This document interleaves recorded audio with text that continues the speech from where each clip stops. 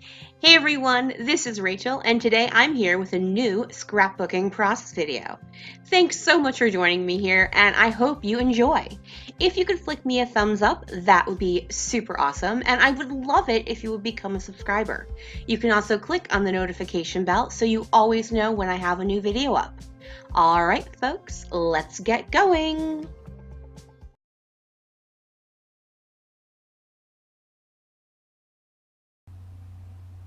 Hey everyone, so lost my introduction. I don't know what happened to it, so we're just going to start talking while I start going through my scrapbooking store kit for January 2020, which is what I am working with. You can find all the information for this super awesome economical kit club that has a main kit and then an embellishment upgrade.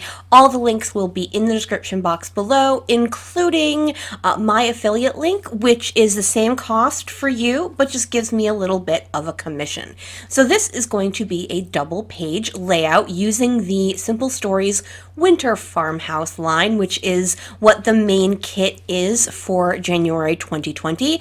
I have those two 4x6 photos over on the left hand side, and then I have 6 3x4 photos, but I'm going to cut 4 of them down, and it's the 4 that are a series of photos that we went to a sheep shearing demonstration as part of our little outing that I'm documenting today, my best friend and I. Just because I thought it was a little bit too busy, and since I really wanted the attention on the gentleman doing the sheep shearing anyways, I didn't necessarily need to have those be 3x4s. So I'm going through my papers. I know I want to span the entire 12x24. I'm just looking for some patterns that will go with that. I'm also going to go through all of the cut aparts and all of the stickers and all of the ephemera. Oh my goodness, I cannot believe I could not remember the word ephemera, and pull out anything that has to do with anything knitted. Now, the paper I'm cutting up is the 3x4 elements sheet, and what I'm looking for, I want that little bird piece because that's where I'm going to do my journaling, and then I'm just checking out to see if anything else has anything to do. In this line, there were mittens, there were sweaters, there were all sorts of different knitted things, and that's important because what I'm talking about here is my best friend and I went up to Massachusetts at what is called the Big E Exposition area, or something along those lines. It's basically where the New England state fair, we don't necessarily have state fairs, we have all of New England has a state fair, and this is where that happens in the fall, but during other parts of the year they have dog shows and horse shows and cow shows and different things, and this particular one was the New England Fiber Festival.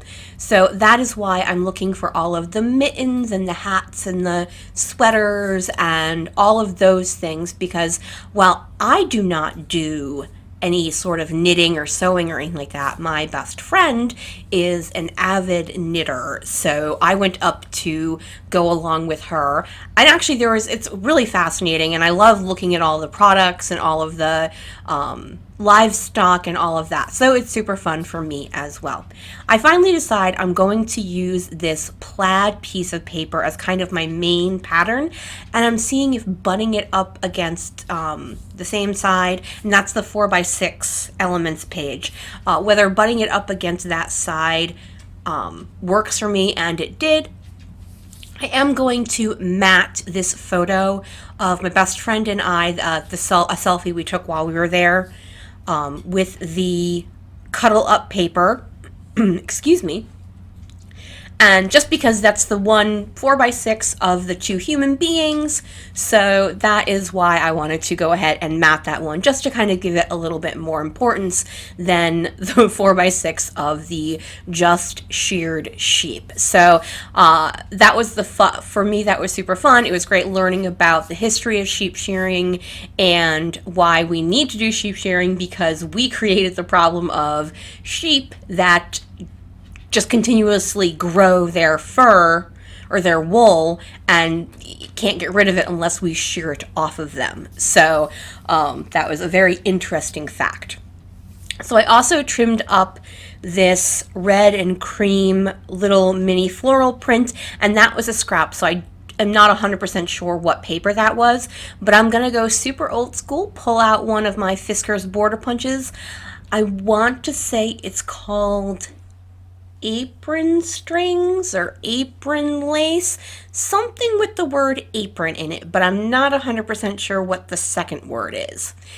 Anyway, I'm going to do that on that red. Oh, that was the 3x4 element sheet. I forgot that that was the B-side.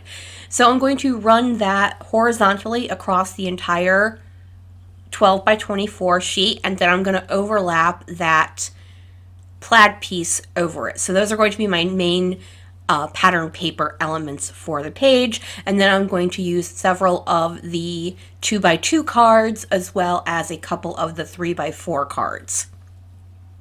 Yes, I did forget that that was, in fact, the B-side of the 3x4 cards.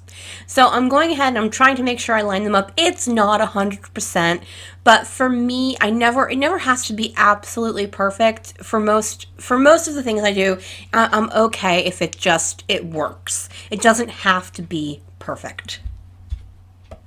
I think a lot of times we gear ourselves up to think it has to be absolutely perfect. It has to be the absolute all lined up or all absolutely the way it is in my head, and we end up not being able to get things done because we're so concerned about it being absolutely perfect. And for me, as long as some things just have to be good enough, and that's just my personal feelings towards it, so I hope you don't mind me sharing that. All right, I'm getting a couple more of those 2x2s down, just kind of using them because for me, when I'm doing a double page layout, I find they're often very grid-like, and it's not like I don't like a good grid. Grids can be awesome, but I like to introduce just a little bit what I term as quote-unquote chaos.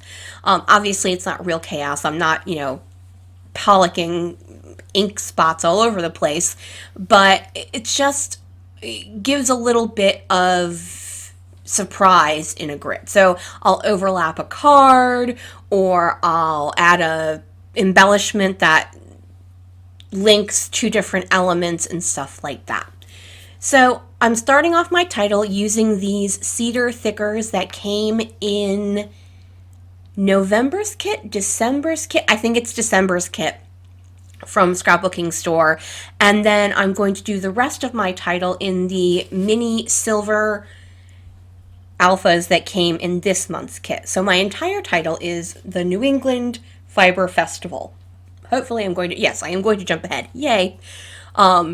So with these smaller alphas, I definitely recommend having some sort of tweezers or pokey tool just to help you move them because they are very small, especially the lowercase ones.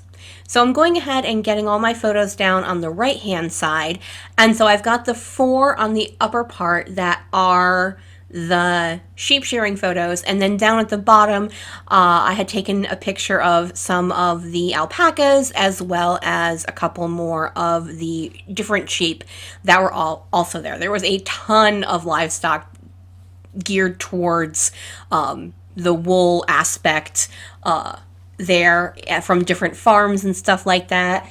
I have that picture all the way over on the lower left-hand side of all the skeins of knitting. And it wasn't just knitting, there was stuff for embroidery, for felting, for some things for sewing, and also for weaving. And so it was really fun. And even though fibers are not my craft choice, it was really interesting and fun to poke around and things, and I ended up buying a couple things, some things for gifts, some ready-made stuff, and then also some yarn for my housemate to make me something, so that's always great when you get something out of it. I was super pleased with myself for using that bench ephemera piece. It has both a knitted throw and a fabric pillow, so I thought that worked well. As you can see, I'm also bringing in stuff that has the word cozy in it, because when you think about knitted things, that is what you think about. I found the sticker mittens as well as the die cut mittens, that cold hand hands, warm hearts 3x4 card once again has mittens, and I'm just kind of looking for now word and phrase stickers that also exude words of coziness and warmth and anything that could be construed towards this theme of the fibers. So you'll see up in the upper right hand side, I did find another die cut that is a sweater. Now that square I just put down, the green one with the blue mittens, I don't know if those blue mittens are meant to be cut off like that. It was kind of, I actually almost didn't use them because I was like, I don't necessarily love them cut off like that, but I'm like, I'll just stick them on there. It's already got glue on it. And then I was like, well, we'll just layer a sticker over it and hopefully people won't notice or ask questions. So I'm nearing the end of this layout here. I'm going to go ahead and glue down that last 2x2 and then go into my journaling, just talking about how we made the trip up and how this was the first time Nina had gone to something this size, because it's actually quite large. It was, it took us probably close to 3 hours to get through the whole thing. Now, obviously, we were looking at stuff. We weren't like rushing through, but it was a lot of fun.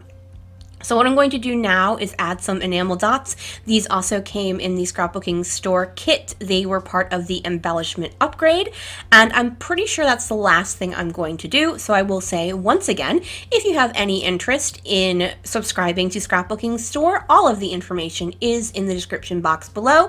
If you could flick me a thumbs up, that would be super duper awesome. And I hope everyone is having an awesome day. Oh, I realized I needed to glue down that cardinal. All right, thank you so much for joining me here. Have a wonderful afternoon, evening, morning, whatever you happen to be doing whilst watching this. Bye, everyone.